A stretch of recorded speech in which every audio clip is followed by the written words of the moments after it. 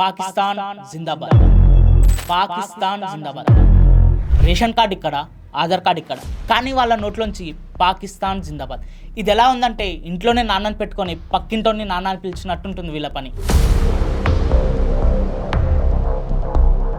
हमें central agency से input मिला था, उस पर हमने काम किया। तो ज्योति मल्होत्रा जो कि रेजिडेंट है हिसार की, उसको हमने अरेस्ट किया। दोस्तों, मैं हूं आपकी अपनी जो, और मैं आ चुकी हूं पाकिस्तान में। ఒకటి అడుగుతా చెప్పండి, మనం ఎవరితోనైనా గొడవ పడాలంటే ఏం చేస్తాం? ఎదురెదురుగా గొడవ పడతాం. అదే దేశాలు అయితే ఏం చేస్తాయి? ఆర్మీ ఫైట్ చేస్తుంది. అది నేలపైన అయి ఉండొచ్చు, ఆన్ వాటర్ అయి ఉండొచ్చు, ఆన్ ఎయిర్ కూడా అయి ఉండొచ్చు.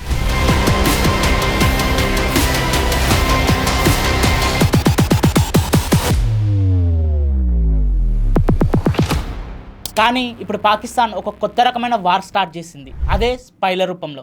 మన దేశంలో పుట్టి మన దేశంలో పెరిగి ఆ పాకిస్తాన్ కోసం పనిచేస్తున్నారు వీళ్ళంతా.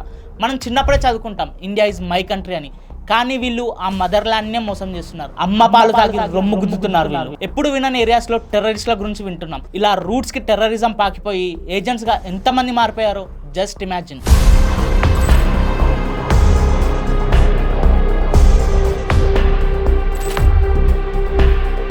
కమ్యూనల్ గొడవలు చేయాలని ఈ పాకిస్తాన్ ఏమైనా ప్లాన్ వేసిందా? మనలో మనకి గొడవలు పెట్టడమే పాకిస్తాన్ టార్గెటా? ఇది ఇలాగే పోతే మన చుట్టూ ఉండే ఎవరిని మనం నమ్మలేమేమో, మన ఇంట్లో వాళ్ళతో సహా. అసలు మనం ఎవరిని నమ్మాలి? ఇండియా లోపలే ఇండియాకి అగైనెస్ట్గా సైలెంట్ వార్.